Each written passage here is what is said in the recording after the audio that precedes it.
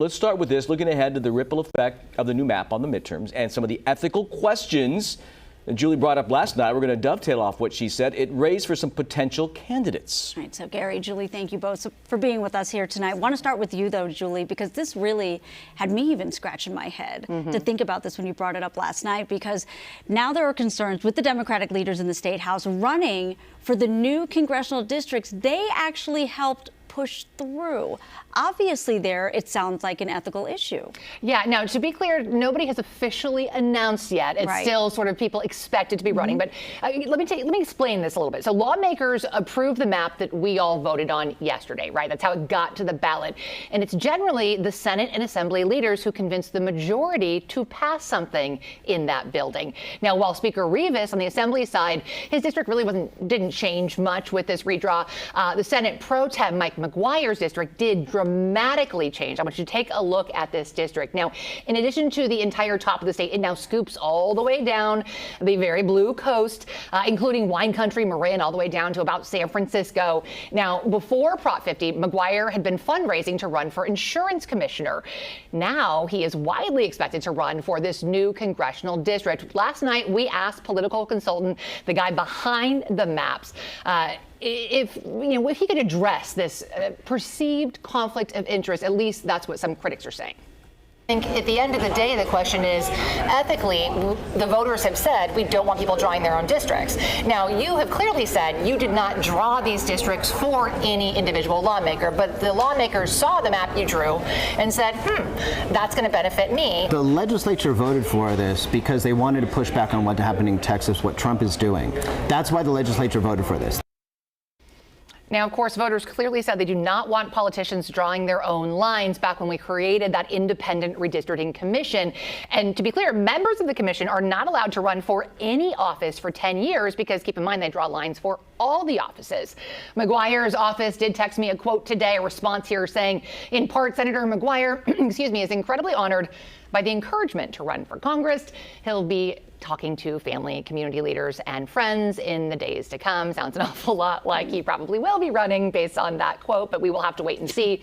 Ultimately, though, it's going to be up to voters, right, to decide if they want to elect somebody who ran for an office that they had a hand in creating. It's really going to have to be sort of a wait and see. Yeah. Right. I mean, I know that we haven't heard yet for sure if they're going to, but of course, raising that question hopefully makes everybody think about it. Right, It's important to do that. Well, that'll be up to voters, but what is not up to voters is the fact that the politicians are choosing their voters in this process. That cannot be denied. That is the bottom line, so Gary. So what is your take on all of this? Can we just cut to the chase on this? Okay, let's just be real about this, friends.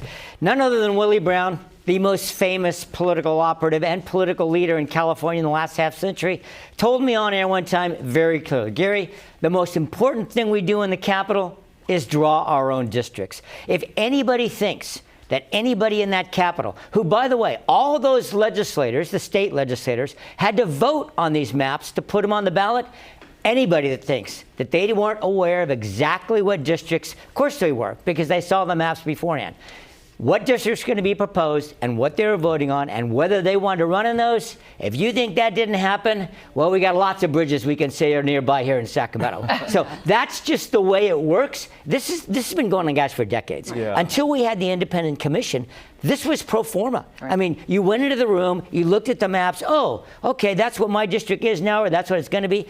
That was common. Right. When you talk about that ethical dilemma, though, Republicans are facing a bit of an ethical dilemma as well. Yeah, it's kind of a different kind of ethical dilemma, not so much dealing with voters, but within their party. So, at least 3 of the current GOP reps, including Kevin Kiley, as we mentioned, they're going to have to decide if they want to risk almost certain defeat or challenge a fellow Republican incumbent in their current district. I want you to take a look at this meme that was posted on X. It represents Kevin Kiley, who lives in District 3, looking over his shoulder at fellow Republican Tom McClintock's District 5. This was shared by a lot of insiders in this sort of political world. Now, I want you to note the shape of Kiley's district. If you look really closely there, we're District 3 at the top. It looks like an elephant's head. You can see that tusk sort of going deep down into the blue areas of Sacramento. A lot of critics have talked about this elephant there. But analysts tell me that now, thanks to, in part to that tusk, it is so blue that really anyone with a D next to their name could beat Kylie. It is almost certain defeat. Talk about an elephant in the room, right? That is fantastic. I wish I would have thought of that partly. I did not script that, you guys. Though Kylie says, I reached out to Kylie's office today, and he actually had a press conference today, and he says, listen, he is absolutely going to run. He, though, does not know where it's going to be yet.